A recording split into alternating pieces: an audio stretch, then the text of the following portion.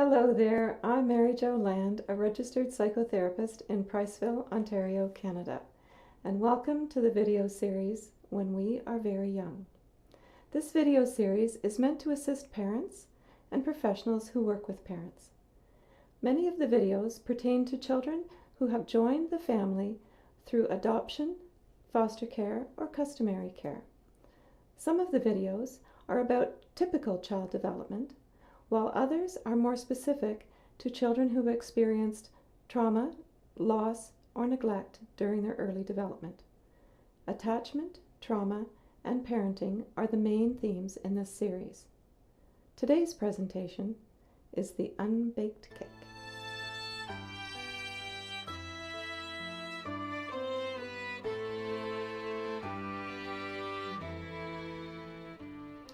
Have you ever baked a cake? I mean, just the plain kind, chocolate or white, where you mix the batter, pour the cake into the cake pans, and bake it. When it's done, you let it cool completely before adding the icing. First, the base layer goes on, and then you start forming the designs and rosettes with a palette knife. You finish off with pretty colored icing squeezed out to form ribbons and ropes. Happy birthday, Dad! I always find that the first layer is the trickiest. If the cake isn't cool enough or too soft, the icing tears apart and the cake is only partially baked. Liquid in the middle, it's impossible to ice. It turns into a big gooey mess. What has this to do with raising children that have experienced early trauma and neglect, you might ask?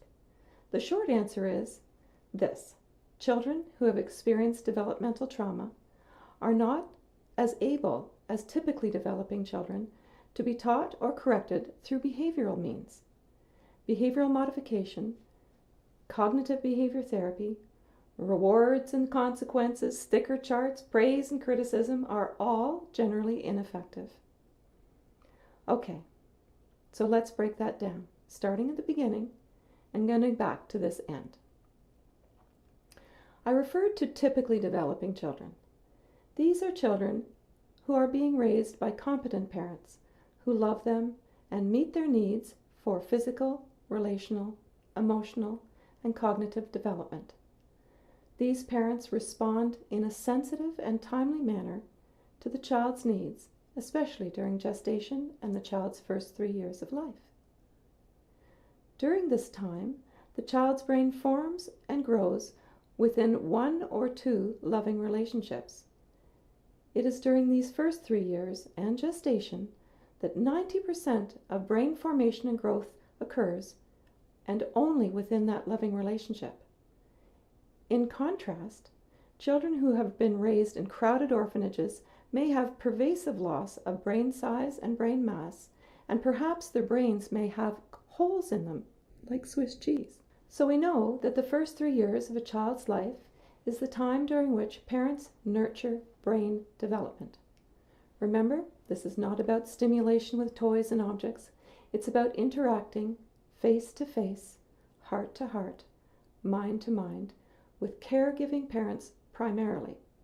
The outcome is secure attachment and the healthy, optimally developed brain. The cake is baked. Now, the child becomes more social, spending more time in the care and company of other children and in the care of adults, preschool teachers, daycare providers. The child is able to understand that his actions are acceptable or unacceptable. The child does not internalize corrections of his behavior. That is, he feels guilt. I did something bad. Rather than shame, I am bad. For these children, typical parenting works well enough. Praise, chastisement, it's all icing on the cake. The child already knows, deeply at his core, he is unconditionally loved, even if he acts out. So, we fine-tune our child's behavior, carefully shaping and reshaping, adding all of the fine touches on the already baked cake. The brains of the children who have experienced developmental trauma did not have that opportunity for optimal growth and development. Lacking consistent face-to-face, heart-to-heart, mind-to-mind interaction with a loving and sensitive parent, instead they experience fear, discomfort, pain, abandonment. There may be a failure of the brain to develop certain capacities, or the creation of pathways based on fear.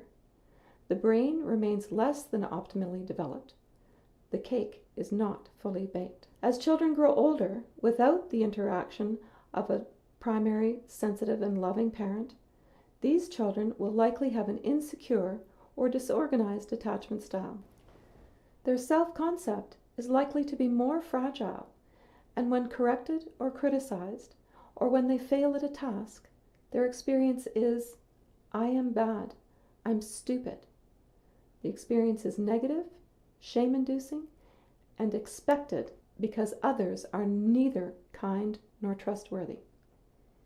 So, strategies for changing the behavior of children with developmental trauma are ineffective because for the child it is not his behavior, it is him, his personhood, that is bad.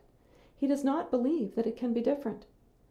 Behavioral strategies will likely induce feelings of rejection in the child and frustration in the parent, like trying to ice an unbaked cake.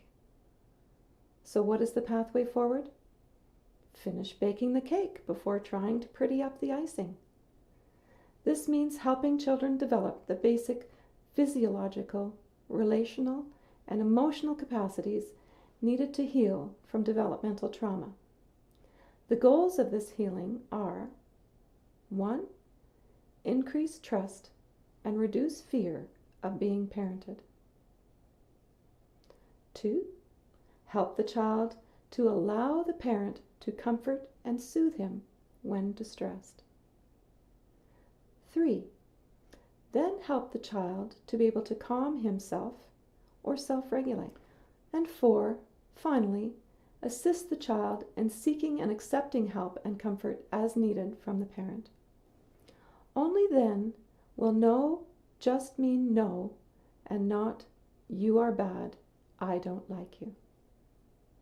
I hope that remembering this analogy of baked and unbaked cakes helps us to parent our children in a way that meets their attachment needs and in a way that is not developmentally too advanced for them. In the next episode, we'll explore more about parenting, how to be and not what to do. And so, it's not much of a tale, but I'm sort of attached to it. Until next time.